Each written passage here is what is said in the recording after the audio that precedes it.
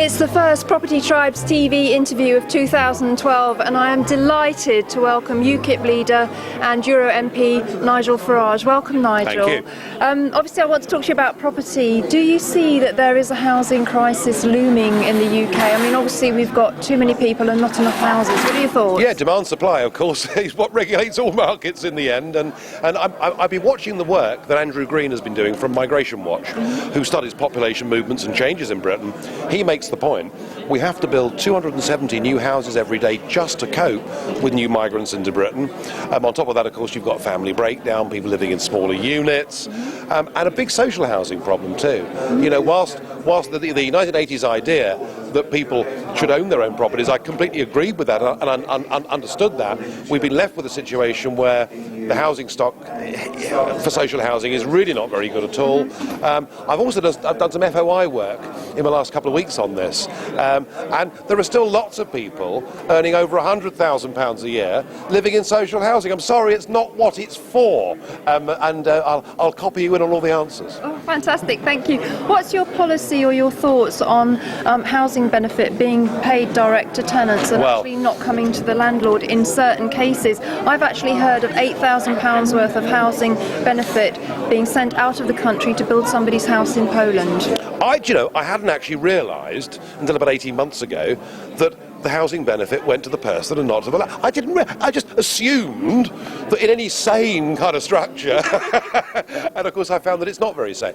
Bonkers. What an absolute total waste of taxpayers' money. This system is clearly, as I've learnt about it, being ripped off and abused. It's a nonsense, and this is something the government could grip, and Grant Shapps should grip this right now and deal with it. Absolutely. What can UKIP do to help first-time buyers? Because obviously a lot of them are struggling to get onto the property ladder. There's little financial products for them. What are your thoughts on that? Well, after all the years of excess that we've been through, I'm not going to give some glib, simple answer, because I don't want us to go back to the Northern Rock mortgages. No, absolutely. I really don't. Now, I've got a son in his mid-20s who asked me the very same question that you've just asked me. He thinks I'm going to pay for it, but I'm sorry, I'm not. It is difficult. It is difficult. The healthiest thing in society in terms of housing would be if we had a relatively slack period on pricing for a period of time. Clearly, stopping mass migration into Britain would be the biggest single factor in that, and that would make an enormous difference. But I think government has to be a bit cautious here. I don't want to encourage the culture that people of my age and younger got into, which was we had to mortgage ourselves up to here to get onto the property ladder. So no swift, easy solutions, I'm afraid. Absolutely. And also, what are your thoughts on the fact that the EU is trying now to muscle in onto buy-to-let and try and regulate what we've got going on in this country, because it's so different to the culture of what goes on in Europe? Yeah, I mean, in fact, the whole thing's different.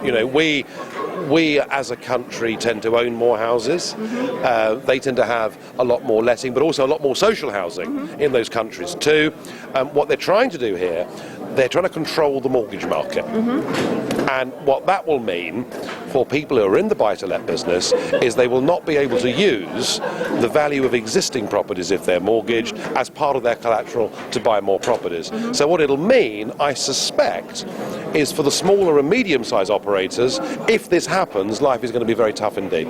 It is the small and medium-sized people who probably in many ways have the best relationships with their tenants, who are potentially going to be the worst affected by this. I can't predict yet what's going to happen with the legislation, but frankly, the attitude of Brussels these days to anything uniquely British is not very helpful. Absolutely. Final question on the subject of housing benefit. Obviously, it did have to be reduced. Masses of taxpayers' money going out. Housing benefit in many cases being higher than private rents. What would be UKIP's policy on housing benefit? Well, I think actually the government is trying to do some of the right things. So, I'm not just going to oppose them for the sake of it. They are trying to do some of the right things. The trouble is the whole social security system, including housing benefit, is so bedeviled with complexity. But for the moment, I think that's one area they're trying to do the right thing. Okay, well, thank you very much. And on behalf of the landlord community, I would like to thank you for taking the time out to talk to us here. We really appreciate it. And thank you for an amazing speech tonight. I really enjoyed it. And I wish you lots of luck. Thank you, Nigel. Thank you.